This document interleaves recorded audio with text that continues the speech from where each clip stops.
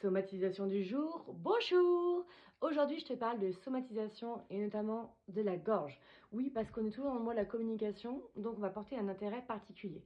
Déjà, est-ce que tu sais ce que c'est la somatisation? En gros, c'est quand ton esprit n'arrive pas à verbaliser ou à exprimer en effet un ressenti, une émotion.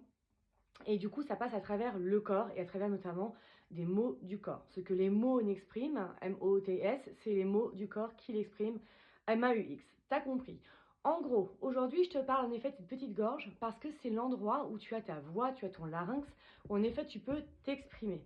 Donc, tout ce qui va être de l'ordre de la douleur, de la souffrance, la boule dans la gorge, le chat dans la gorge, tout ce qui est dans cette zone-là, en fait, te parle de qu'est-ce qui est difficile à communiquer. Parce que la voix, le fait de dire ce que l'on pense avec son je, ça permet aussi de t'affirmer. Donc, qu'est-ce que j'affirme ou qu'est-ce que je n'affirme pas? On peut aussi avoir la culpabilité de ne pas avoir osé s'affirmer et dire, par exemple, d'exprimer ce que l'on pense. Par exemple. Ou il y a eu beaucoup de colère ou des mots, au contraire, qu'on a dit qu'on aurait aimé ne pas dire.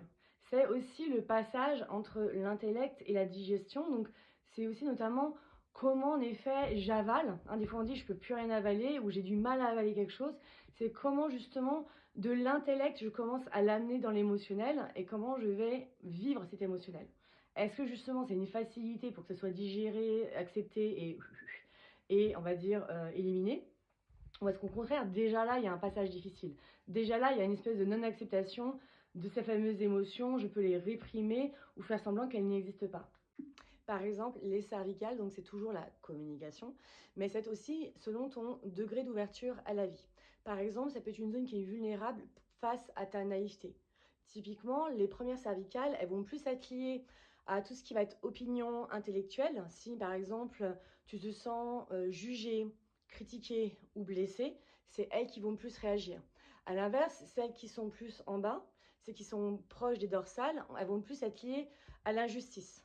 Voilà, l'injustice, en effet, qu'on me juge, qu'on me blesse, qu'on me critique, et ou de comment je vis ma vie, ou l'injustice de ne pas pouvoir exprimer pleinement mon opinion avec mon authenticité et qui je suis.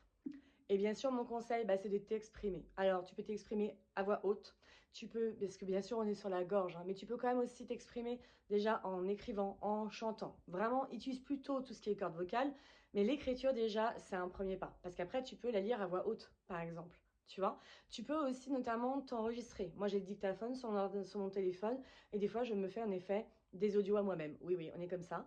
Justement pour réentendre et pour pouvoir quand même verbaliser les choses ou peut-être justement le dire à un ami. Mais si tu as